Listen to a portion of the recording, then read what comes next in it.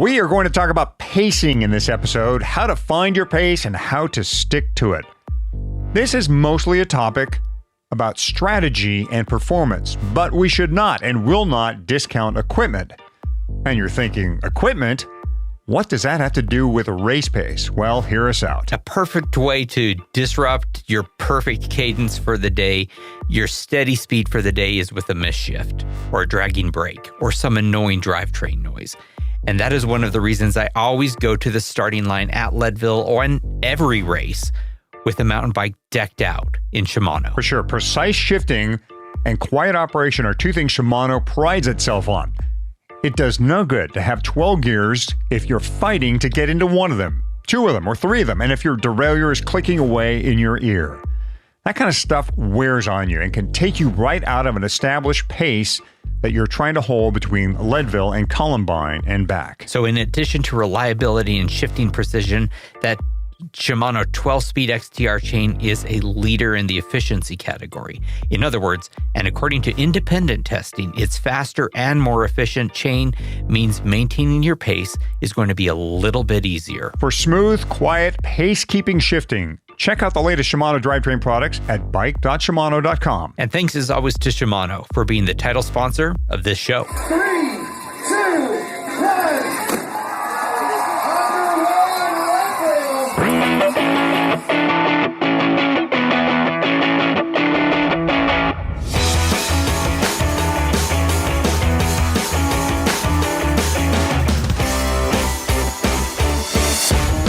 Leadville, the podcast for the 100-mile mountain bike race presented by Shimano. It is season 5, episode 6 of the show that breaks down, builds up, gets you ready, and freaks you out for the highest, hardest one-day mountain bike race in the country. I'm Michael Houghton, hottie to most. And I'm Fatty. In all of my Leadville 100s, I rarely have taken a cue from a pro. The pros race the LT100 on a completely different level. But during our last season's talk with back-to-back champ Rose Grant, she said something that caught hotties and my attention. Yeah, Rose talked about racing her race. Instead of going with the contenders, her plan was to stick to her pacing strategy. My pace, my long distance pace, isn't someone else's.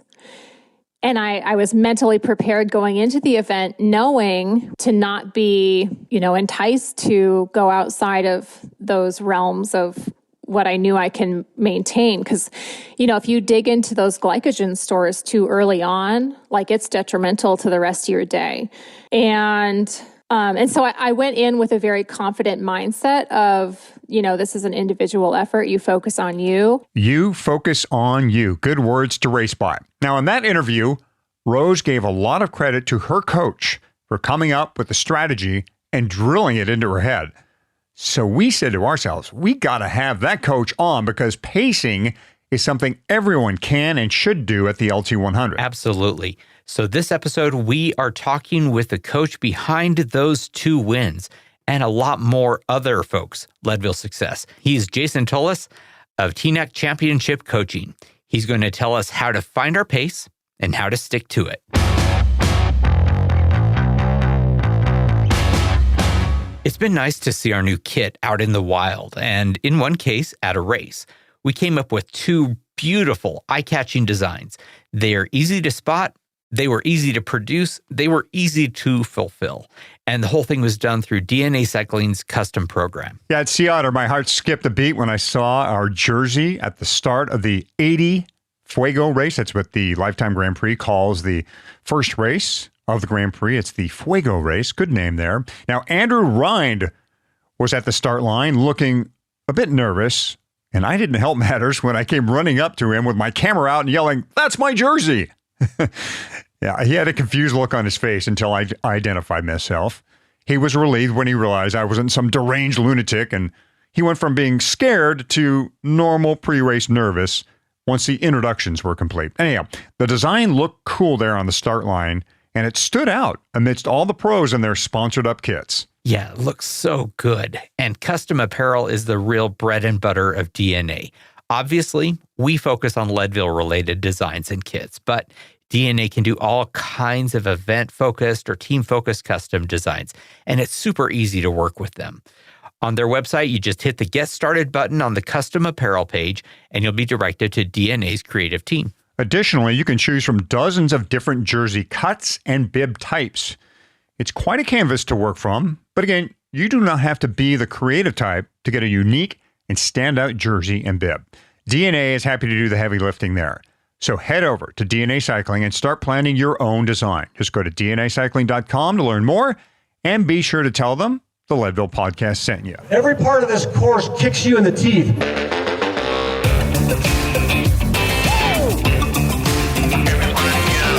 This is the course. We're talking you through what you need to do to have the best possible day this August 13th, from the shotgun blast to the moment you roll up the red carpet, and the 105 miles in between. That trivial 105 miles in between. Last time on the course, we hit the dirt and the first climb of the day, St. Kevin's. Astonishingly, we are now at part 6 of the course series, and we are only 8 miles into the race. Hottie, this is not sustainable. At this pace, we're going to get a lead belt buckle, not any gold or any silver. It's going to be plastic, I think, because we're really behind any type of race pace at this point. So we're going to put some real mileage into the course in this episode, including what will almost certainly be your fastest miles of the whole day. Right. So right now we're about 8 miles into the race. You've survived those 15% grades on Kevin's, and you've hopefully fueled and drank something. So now settle in, because for the next 2.5 miles from here to the Carter aid station, you're not going to lose or gain a lot of altitude. You're going to be going up and down constantly, but always, you'll be right around 10,600 to 10,700 feet. If you've got gears, you are going to be shifting constantly. Mm-hmm. Shift early, shift often, because there's some few up and downs right in this area. A lot of variety in the trail. Some full-on, wide dirt road like you've seen already earlier down on Kevin's. Some double track with 2 great lines where you can just tear along. And then a lot of double track as well, Fatty, where there's only one good line. You really want to be on one side or the other. Yeah. And if you get in a place where you are trying to execute a pass and find that you are in the bad line, it might not be a bad idea to go ahead and drop back, wait for there to be a good line, and then take another shot at it. The fact is, if you're going to pass, you need to be decisive, because you're just never going to have a ton of time where both lines are good. So ask yourself the question whenever you're going to make a pass. Is it worth it? Because a couple miles from now, you're going to make a right turn at Carter aid station, and then you are going to have miles and miles and miles of wide open road where passing costs you nothing, at least technically, right? You can pass around someone with 8 feet on either side, so you're going to be just fine. We're not saying don't pass, right? We're not saying never burn a match. We're just saying don't burn your matches. It's a long day, and you're going to need every single match that you have later in the day. A couple of notes here on the technical moments you're probably going to find during this section of the course. There are a couple spots where you go from big bear pedaling, big gear that is, pedaling downhill to quick, punchy surprise climbs that require you to get into like first through third gear, or your lowest gears. If you're not ready, you can stall out on these, and that'll just going to bring your speed way down. We're talking about pacing in this episode, and right in this section too, and in these kind of these up and down sections of the course.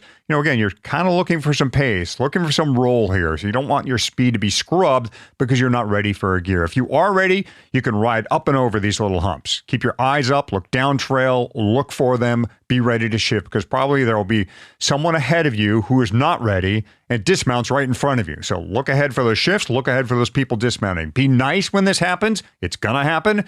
They're not doing it on purpose to ruin your race. I know at the moment you might be a little pissed, but you'll get through it. All right, and then you're going to get to the corner. There's a right before a downhill sandy off camber, kind of a nasty little spot, but don't worry. Merilee is right there. She's yelling at folks to watch out for this skittish off camber slidey type corner. It's a great place to say hi to Merilee, but focus on the trail. And remember this. This is a spot where Fatty left and a little bit of skin. You want to look, if you see like a chunk of bib short laying on the ground, or maybe even some skin, if you have time, grab it and just return to the fatty later. If not, just keep moving. But the point here, folks, is this is a low off-camber section. It can be quite slippery. Again, Merilee will be there warning for you, and just be careful right in this section. Yeah, absolutely. You want to be safe, and remember, there's a lot of this rolly ball bearing style decomposed granite on hard packed earth. If you are bringing too much heat into a turn, you can easily go down. It's not going to be race ending if you do, but it can leave a little bit of a rash there. And who wants to ride with that for 10 hours, right? So you roll down for about a half mile toward the Carter aid station, your first aid station of the day. It is neutral, meaning that you cannot have your crew at this aid station, but the fact is they've got everything that you could possibly want there. Chances are you're not going to need anything at all because you've only been racing for, 10 and a half miles so far. However, remember this place because when you are at about mile 93 or so, you'll be here again. And chances are you will want something. You'll want a little drink of water or a shoulder to cry on. Who knows what you may want, but they have it all. So you are now going to make a right turn onto Turquoise Lake Road, and it is time for your fastest, easiest miles of the day. You are going to be going downhill fast for about 3.5 miles, and it's going to take maybe 5 minutes. And during that 3.5 miles, during that 5 minutes, you're going to get rid of all the elevation that you earned as you fought your way up Keefins. Regarding this section here, you can go quite hard here. And I have found myself pedaling as hard as I can as you make this descent away from Carter and working pretty hard. I mean, surprisingly hard as you leave this section. So it can be easy if you make it easy. If you get behind somebody and make it easy and draft a little bit. I was just looking at my Strava as I was preparing this segment for this podcast. I looked at my top speed for the day, 41.2 miles per hour. And yes, absolutely. People are still just going vzz, vzz, vzz, right by me. No problem. So you're going to go fast. If you're the kind of person who loves just flying downhill, go for it. How much time will you make up? How much time will you earn in this race? I have no idea. A couple of seconds. Be safe. Let's just go ahead and leave it at that. It's a high mountain road, and it has high mountain road type maintenance. There are cracks. There are bumps, sort of rises and surprisingly sharp curves.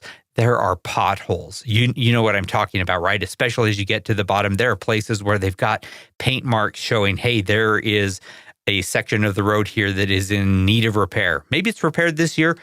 I don't think it's been repaired for 10 years, so don't expect it. And don't expect a perfectly smooth, glass-like tarmac. It is going to be cracked and bumpy, and it is up to you to make sure that you are safe. Also, it's been dry on race day for the last, I don't even know how many years, but I know in 2009, I think the morning started with it rainy. And it was on this part of the course that I crashed out, my one and only time at this race, because I was looking down, keeping my eyes out of the rain. I grabbed some brake and found out that the road was slick, and down I went off the side. And that was the end of my day. Don't let that happen to you. Be safe. Never get faster.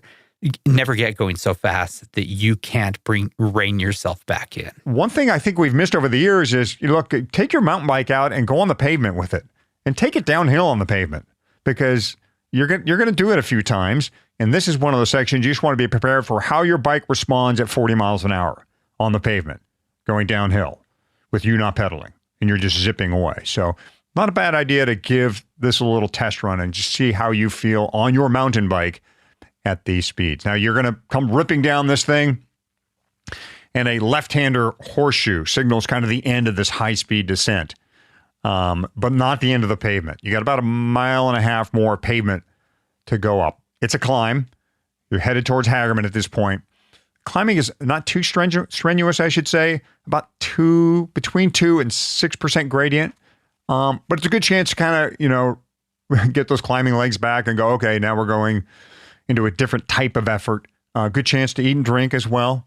And a great chance to start looking for a group you may want to work with for this drag down Hagerman Dirt Road that's coming your way next. And Hagerman's is coming next. And Hagerman's is an incredibly short section. You're only going to be on that for about 1.8 miles, under 2 miles, but you're going to make a hairpin right turn, and you're now at 10,200 feet, 15.2 miles into the race. Same altitude you started the day at. So all this work you've done so far has brought you to the exact same Leadville or same altitude as the Leadville city limits. And you're on a very wide dirt road. It is almost like, I would say, a 3-lane highway, right? And it can be very washboarded. Last year, it was not. Last year, it was smooth, recently graded. For 2022, who knows, right? It changes year to year. Count on it being kind of washboardy, and that you are going to need to do a little bit of line hunting to find the great line. If you have been smart about making allies so far in the race at the starting line on the sort of flattish dirt section before you started climbing Keevens, as you were going down this pavement before Hagerman's, by now you should have friends. You should have people that you're riding with. Plan on working with them now. If you haven't done that so far, it is time to start. Don't do this segment on your own if you can avoid it. It is so much faster if you do it with others. So let's assume that you found a little group to work with. Take short pulls, a few seconds. Do not surge off the front. It is so easy to want to be the hero and start applying some pressure. You should not be doing that. Instead, remember your aim. You want to get to Sugarloaf, the next hairpin that you were going to make, a little sooner and a little fresher than you otherwise would. Because trust us, you want to be fresh when you get to Sugarloaf. So look in front of you, think maybe I can bridge the gap. Look behind you, think maybe I can let them bridge to me. Let little efforts bring a group together and then work together. Very short pulls, 3 to 5 seconds, 10 if there's only a couple of you, and take a pull, drop off the back, let them take a turn. Don't be a hero. Don't let other people be the hero either. It seems to me, Hadi, that there is always some big, strong guy who is happy to take a very long pull.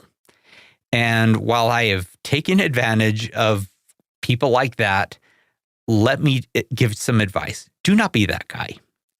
Take your pull, be a part of the group, contribute, but help everyone in your little peloton do better in the race. Them doing well doesn't hurt your placing in the race. You are not racing against these people. You are genuinely racing together.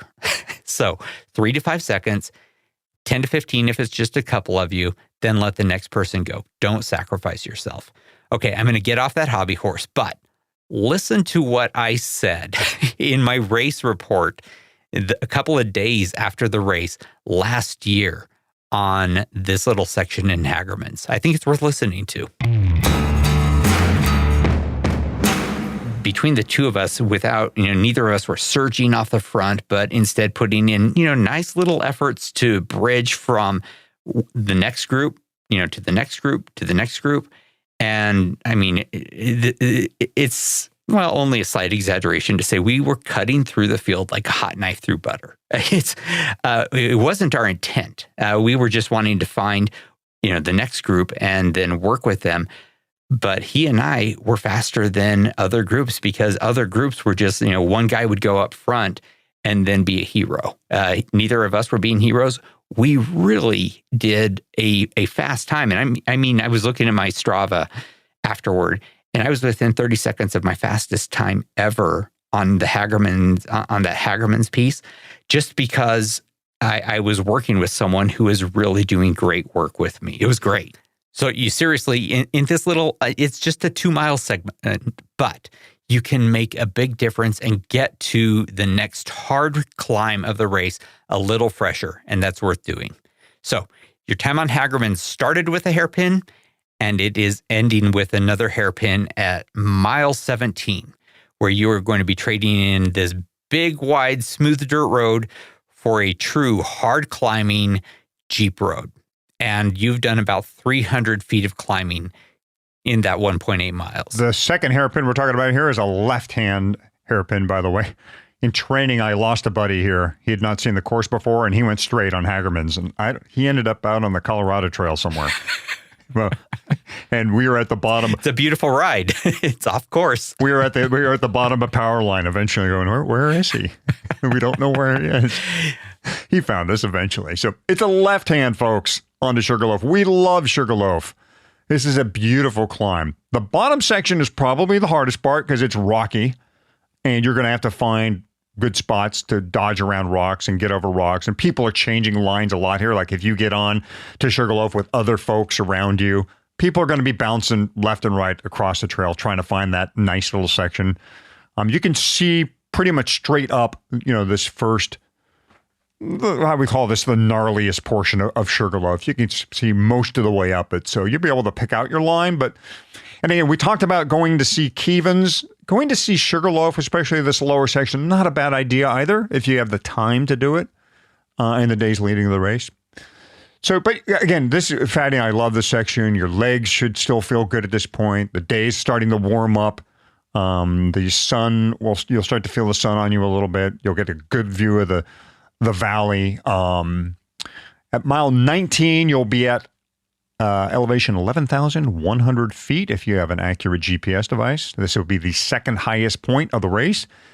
That's 500 feet you've climbed since you turned onto Hagerman's, but it feels like a lot more. It does. It feels like a lot more. But you are now at the second highest you're going to be for the whole day. You'll be here again. So if you don't see everything, you'll get to see it from the opposite perspective much later in the day. At that point, you're not going to be as interested in views, so maybe enjoy it now. Next up, you are going to be descending. You are going to be going down the power line descent. And that is, I think, a make or break segment of the Leadville 100. Doing it safe and doing it well sets you up for success in the day. And that is where we are going to be picking up next episode on the course. If it's been a while since your tubeless tire setup has been freshened up, let's get it done before we get too close to race day.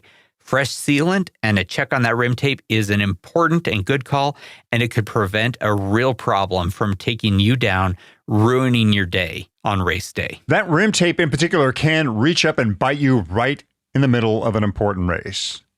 Now, I know switching out tubeless rim tape can be kind of a pain.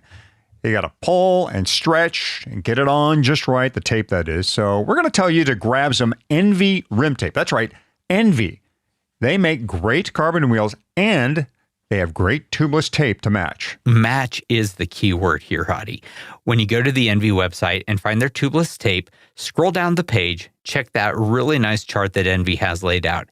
It's going to match the correct width tape and the Envy wheels that you have. So like for me, I have this M5 wheels, therefore I get the 29.5 millimeter tape. It's pretty amazing. Envy has 7 different widths of tape for its various carbon tubeless wheels, and I have used this stuff.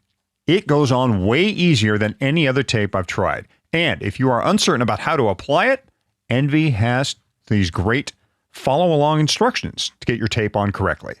And while you're at it, maybe grab some fresh valve stems too, just in case your old ones have seen better days.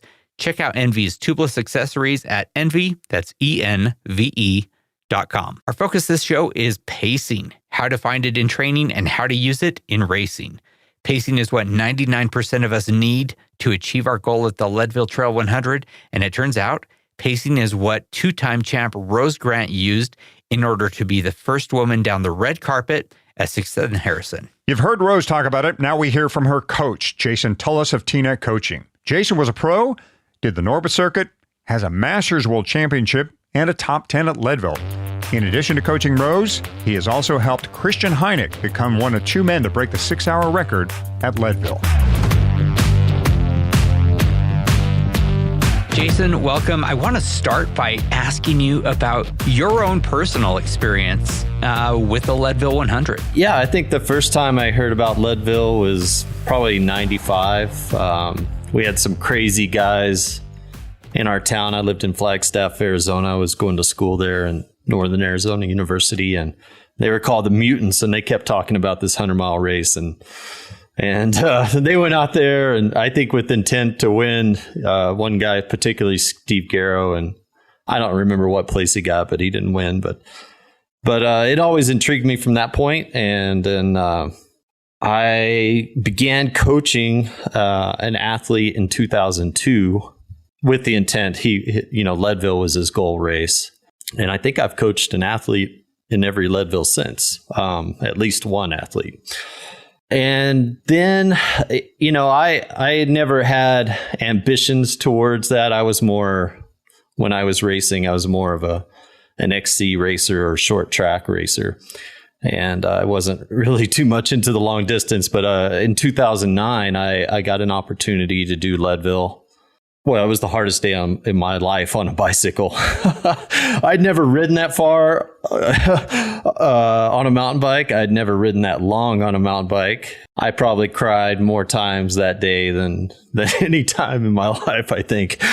It was an experience. I mean, of course, Lance was there that year, and I remember it was raining at 4:30 in the morning. I went out there, and there were no corrals or anything, and it was raining. I put my bike in the corral, and then I went back to my house. We were just staying at a house down the alley from the start line, and when it got warm, and then went back out there for the start, and it was kind of a mist, but we got going, and so I got a good starting spot because I had put my bike out there, but we got going, and we were going hard. I was like, why are we doing this? This is 100 miles.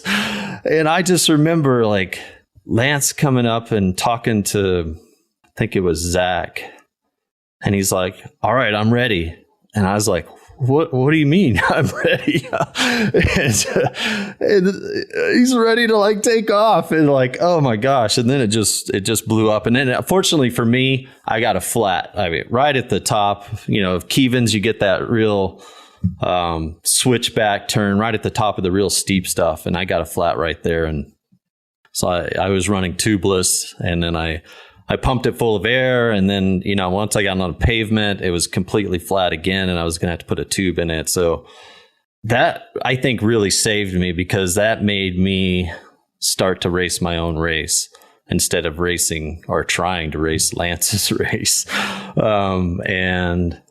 And so I just jumped in some groups. I found a good groove, and I got to Columbine, and I was feeling really good. And I went as hard as I could up Columbine. And by the time I was at the top, at that point, I was in 9th place. And when I started the race, I had no ambitions, but I wanted sub 9 hours. And, but once I got to 9th place, and then I was like, oh, a top 10 would be so cool.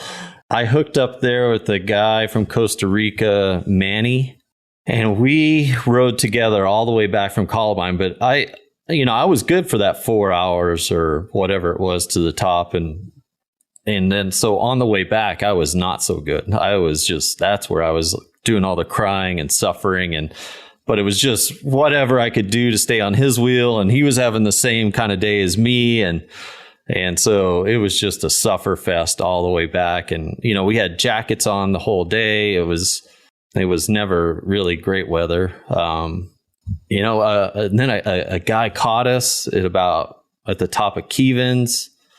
And, so I was like, oh, well, even if I'm the last of this group, I'm still in 10th. And we got to the finish, and I just was like, I'll lead it out. I don't, I'm not here to sprint or anything. And I got 10th, and I was pretty happy on that. It was just, and I just exhausted. And I remember Ken coming up to me, and he's like, how are you doing? How was it? And I was like, that was so hard. And he's like, of course it is, that's why we do this, and it was just like, it took me a long time to recover from that. But so Jason, are you in the 2009 movie somewhere? Can we pick you out? What kit were you wearing? You do not see me in the movie. And it's, I think, well, mainly because I got the flat. And so I was never with that lead group more than that first 20 minutes of the race, maybe 25 minutes. Yeah, I'm at the very end. You see, they post the top 10 and you see my name there at the very end. So that's nice. So a 10th in the one and only trip to Leadville. That is quite a track record. But I think obviously your real palmarès, your real resume here lies in the athletes you have coached through this race. Some of them very notable. Our special guest this year, Rose Grant, a two-time champ. She relied on you, obviously, to figure out how to not only get through Leadville, but to win it 2 times in a row, 2019 and 2021. And Christian Heineck, too, folks. Jason is one of the brains behind Christian's sub-6-hour ride at the Leadville Trail 100. So, and then countless other athletes Jason has been alongside to help them with the Leadville Trail 100. Now, Jason, the reason why we had you on the show is because when we were talking to Rose, a word kept coming up from her that caught my ear, caught Fatty's ear, and that's the word pacing. She kept saying, I got to stay with my pace. I can't go with that move. I got to stay within myself. My pace is important here. Over and over, she mentioned the word pacing. Is this a strategy you try to teach all your Leadville athletes who come before you? Yeah, I think you have to go into the event. Well, you have to go in with a plan, and part of that plan is going to be your pacing. And there are different ways to pace, whether depending on what goal you have.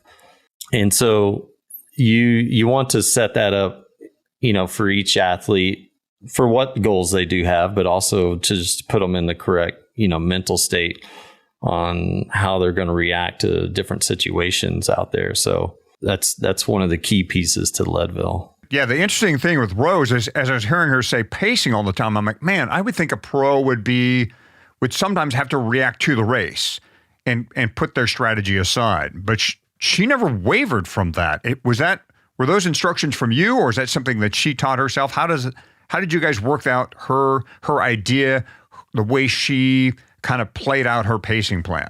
We talked about it several times, and even the night, or not the night, but the day before the race, we went over it one more time just to make sure that we were on the same page and that this was something we wanted to follow through, because this year was specifically different, that the women's field was very deep. There was a lot of talent there, and the pacing was more set up. We wanted Rose to race her race. We wanted her not to react to some of the other athletes there, because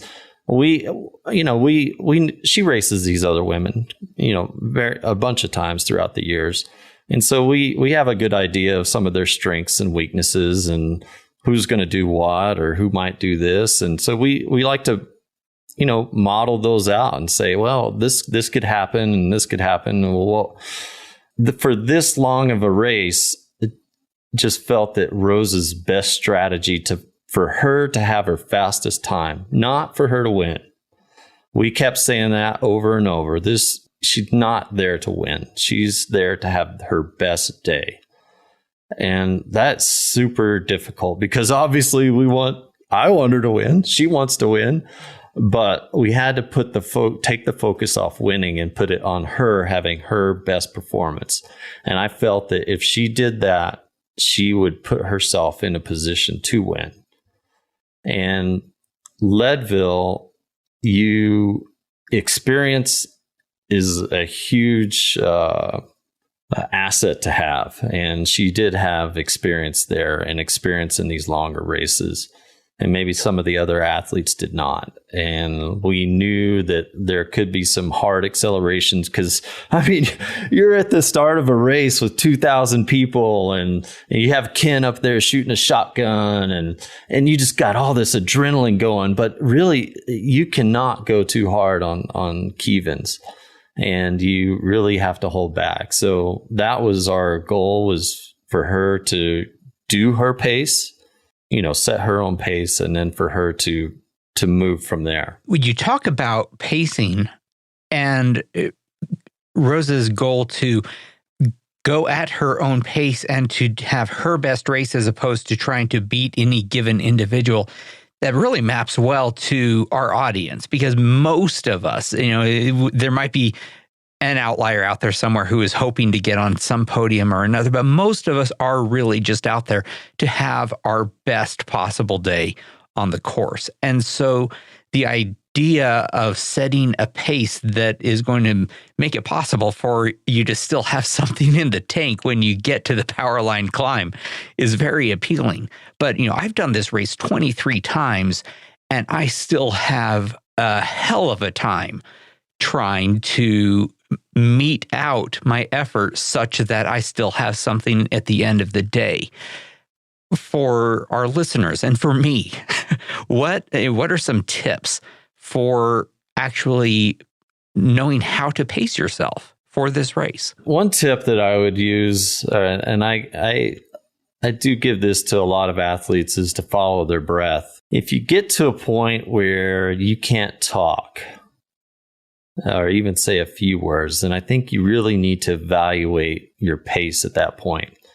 So if you're on a steep section, you may not be able to talk because the effort's really hard. But once you get past that, then you need to kind of collect yourself, collect your breath and be able to move on.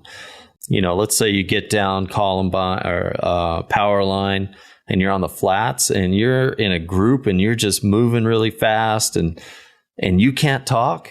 You're in the wrong group. You need to be conserving and be able to chat it up and to eat and drink, because you have Columbine coming.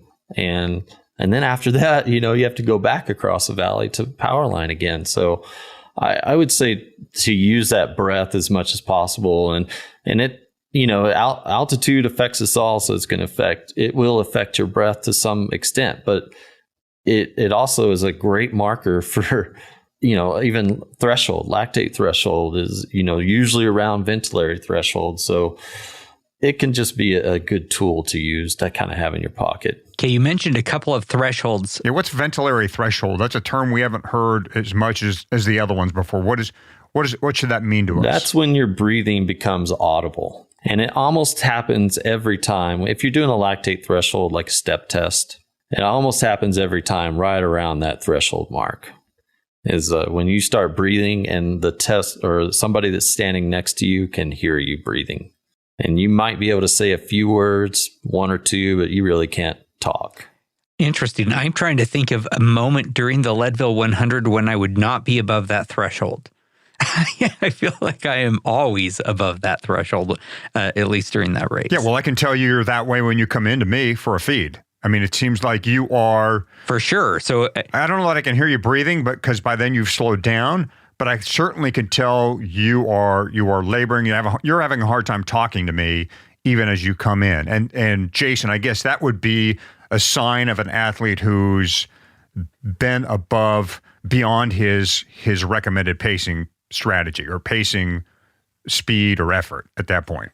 Correct? Yeah, no, I mean, if you came into Twin Lakes, I even had an athlete a few years ago. He came into Twin Lakes like that, and I was worried. I mean, he did end up finishing, but it was 12 hours and 46 minutes, and he finished, and he was super proud of himself. But it was, it wasn't what he wanted. It wasn't his goal.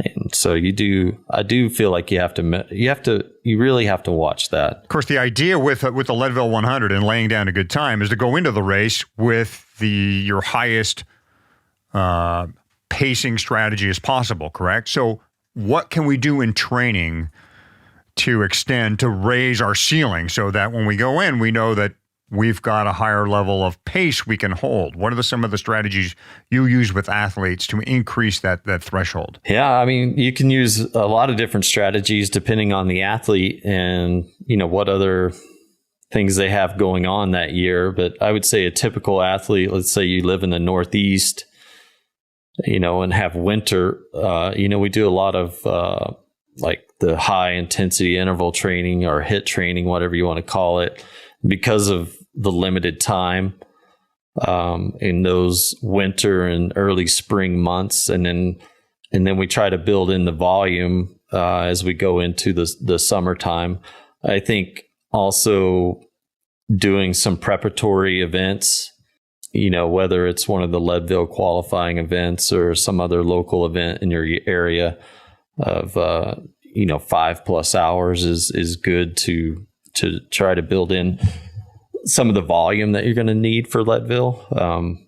I do think a lot of the training has to be on those two extremes. It needs to be harder than you're going to go at Leadville or easier than you're going to go at Leadville. And then as you get closer to Leadville, we tend to practice more at the pace that you're going to go at Leadville. So in addition to monitoring your breathing, how about is some of the more, I guess I'll call them traditional methods of measuring your effort, your heart rate, your power? Are those an important part of your pacing as well? Depending on the athlete, yes. But I think with both of those cases, you do have to have a lot more experience and data at altitude. Because... How so? Well, if you just, let's say you live in Memphis, Tennessee, and you're going to go race at Leadville, you probably are not going to have a lot of experience there at Leadville. So we don't know how much it's going to change your heart rate or how much it's going to change your power. So if you do get the opportunity to go and do some training at Leadville or at altitude, then we can get an idea that, hey, your heart rate's going to be, 5 beats higher, your power is going to be, 20 watts lower. And I feel if you get more of that data, you can start to use it. But ultimately, I want my athletes not to be depending on that data. I want them to be able to feel what that pace needs to feel like. I mean, that doesn't always happen, of course, especially if they're a newer athlete. But that's the ultimate goal, is to get like where Rose was. I mean, we depended heavily on her experience as an athlete and knowing herself to be able to put her in position to race like she did. Not everybody can do that. I mean, even like Christian, he's very excited and he wants to go hard. He can be very aggressive. And even when he came the first year in 2014, that was a test year for us. We wanted to have some data. I wanted him to ride the course because we were going to come back in 2015 to go for the record. And I was like, hey, on Columbine, you can't go that hard. You got to just go steady. And he came down from Columbine. He was like 10 minutes ahead of everybody. And I was like, wow, this is either going to be really good or really bad. And he gets to Powerline and just completely exploded. He said it was the hardest 18 miles he's ever done in his life. And he ended up third that year. And so it was great for him to have that experience. But again, when he came back the next year, we put limits on the power. Like, hey, it has to be...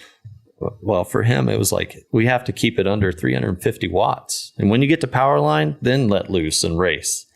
So, yeah, I mean, you can use power and you can use heart rate. I think that the athlete just needs experience. If the more experience they have, then they'll be able to adapt to that. Because if you could freak out pretty easily if you're like, I'm going to do 150 heart rate all day. And then all of a sudden your heart rate is 155 and you're like, what's wrong? I'm going too hard, but really it's just the altitude. Hadi, I will say that I have no trouble keeping my watts at under 350. Yeah, ditto. So that's one problem that Kristen had that I do not have. That said, I do have a lot of what you described in terms of trying to moderate my excitement, my race impulse, I guess you could call it. That is, you want to perform well and you are feeling fantastic because, it's race day and it's the day you've been thinking about all year. How do you dial that back if you're not really looking at heart rate, and there's a good reason not to, because heart rate is wacky. It's different at 12,000 feet than it is at 5,000 feet or 4,000 or, at sea level. But all of the things that you would normally use to, I guess, dial yourself back or to self-moderate, those things, it's easy to, throw them out the window on race day.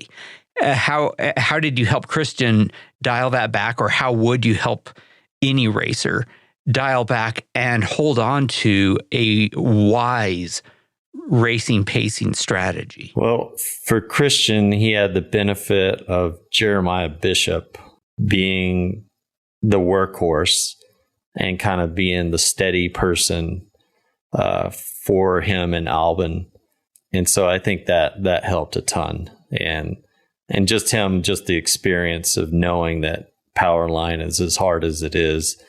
For Rose, I would say, I think it was just us going over and over to follow her pace and what she felt like, and again, going back to her experience, she had just done another 100-mile race, a couple months prior, just for us to practice a few things. I'd say for everybody, and it would be the same thing for, that I would even tell either of those athletes, is that you just have to have that discipline, and especially on the first couple of climbs, Kevins and Sugarloaf, that you want to feel like you're holding back and you're not going too hard.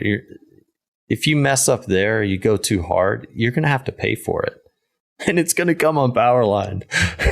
And that's not, I can't tell you how many people, even this past year, I had an athlete that was having a hard time on power line every year. I met him at the base and I hiked up with him, and I can't tell you how many people we saw just sitting on the side of power line, just like grown humans, like curled up in a ball and crying. It's like, oh man, you just being conservative. And again, I would use the breath if your heart rate and power is kind of failing you a little bit, or you're not super positive that those are the numbers that you need to follow. And then once you get past that, though, those first couple of climbs, that adrenaline starts to wear off. At that point, I think you have a little bit more control, and you just need to make sure that you're not too excited on once you get to the flat section, that or flatter section, that you don't go too hard. Just finding a good wheel to be on, and again, being able to talk and eat and drink. All right, Jason, it seems to me over the years that watching athletes show up at Leadville who try to use power at Leadville can get themselves in a real hole, because trying to apply your power numbers that are not based in altitude training at Leadville can be troublesome. My question, though, is heart rate. How is it that heart rate can get us in trouble at Leadville? Say we're mostly a sea level athlete. We train very hard. We know our heart rate very well. What is its problem with translating to altitude? What happens there?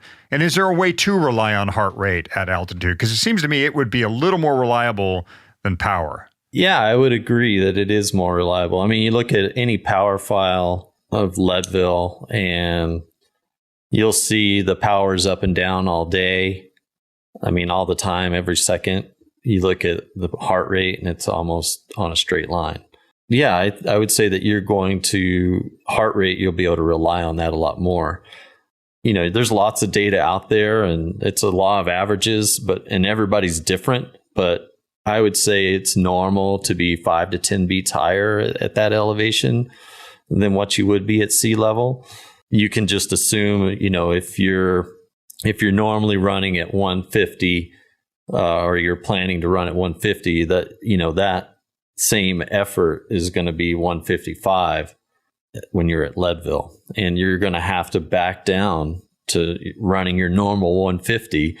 But it's just going to feel like you're going a lot slower, which you are. So heart rate is somewhat reliable as long as you don't try to match speed with your, as long as you're not trying to carry some type of normal speed. You got to be willing to back down your speed and say, okay, I'm going to look at my heart rate monitor, and whatever it says, I'm going to hold. It's my speedometer. Essentially, that is my speedometer, not my speedo, but my heart rate. That is my new speedometer. Yeah, and I'm pretty sure. I mean, most of, especially a little bit more experienced athletes, we all know when we're in the red, and so for me, you know, that's like 165 or something. It's like if I'm over 165, I know that I can't hold that very long. So if I see that number, I know I need to back off. And you've got a high floor, low ceiling problem too with Leadville, right? Where your heart rate, your resting heart rate is higher, but your maximum heart rate is going to be a little bit lower just because there's lower oxygen uptake when you're up at 12,500 feet. So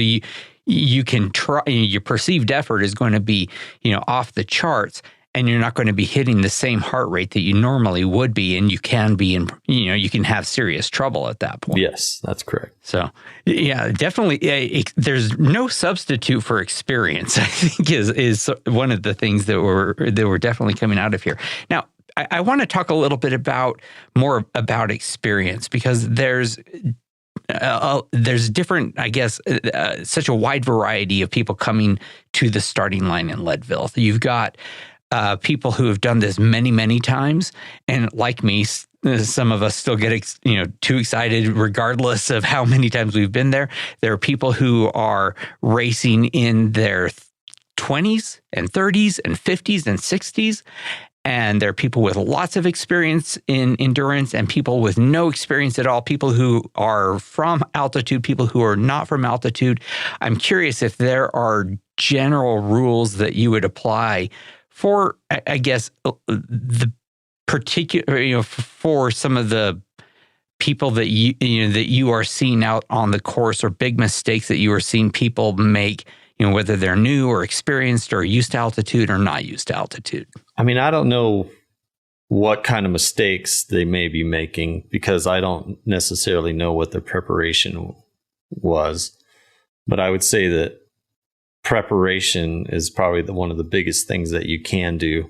And that means, once you know that you're into Leadville, then you need to start preparing for that event. Whenever you need to start preparing, and whether that's setting up your team or building out a plan of what you're going to train and when.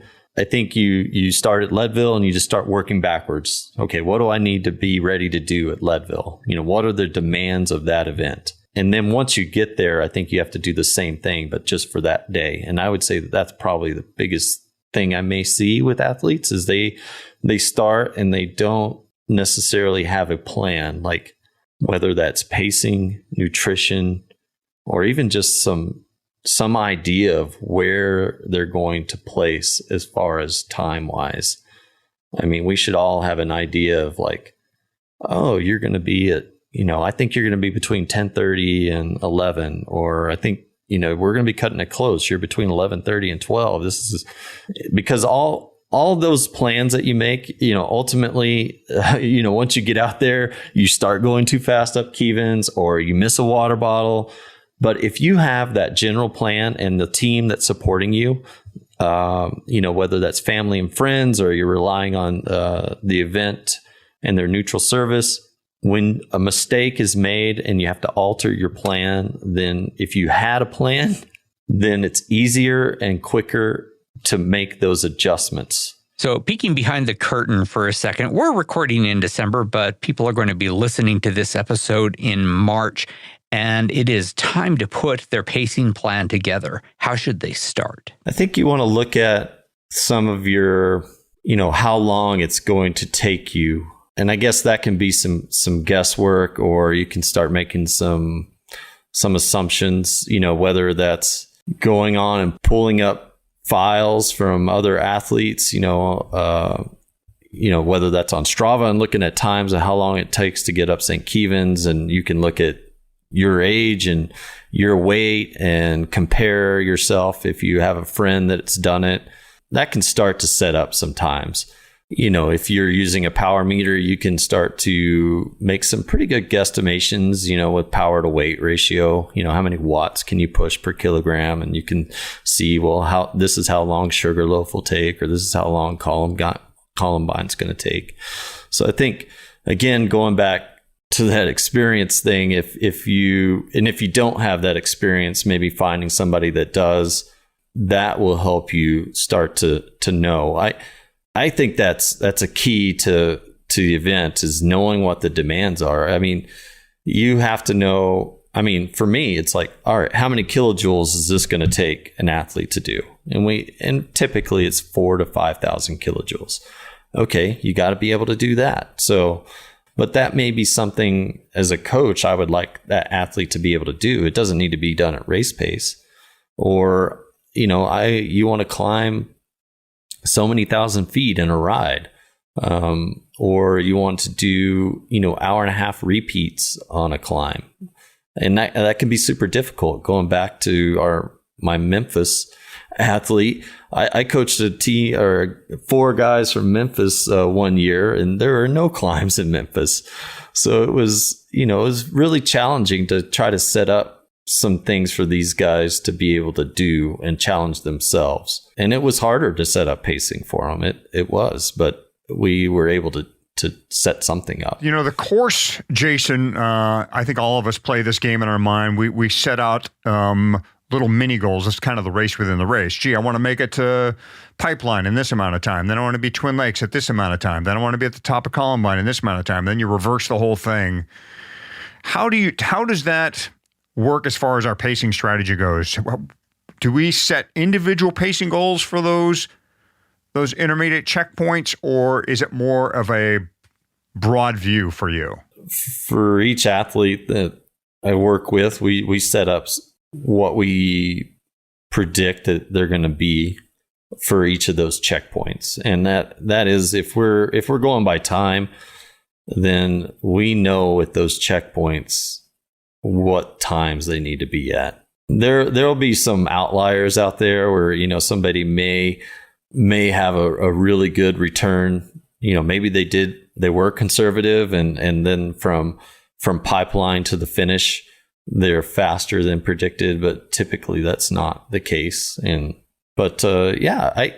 We do set up pretty specific ones for the athletes. It's not like to the minute, but I know, if you're going to do sub 9 hours, you should probably be to the first feed zone at Pipeline in an hour, 50 minutes or less. And then we know, once you get to Twin Lakes. And so when they do come through, I can relay to them, hey, you're still on your sub 9 time, everything's looking good. Just stay steady up Columbine.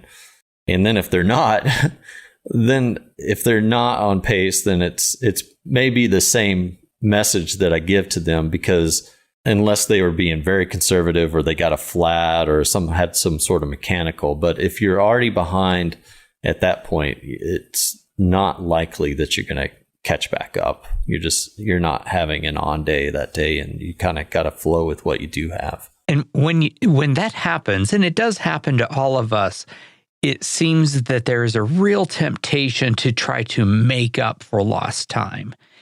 And there's a real danger in doing that, because then you put yourself in danger of blowing up and losing even more, it seems. I would say if you're going to do that, the only place that I would say to do that is in that last section from Pipeline to the finish.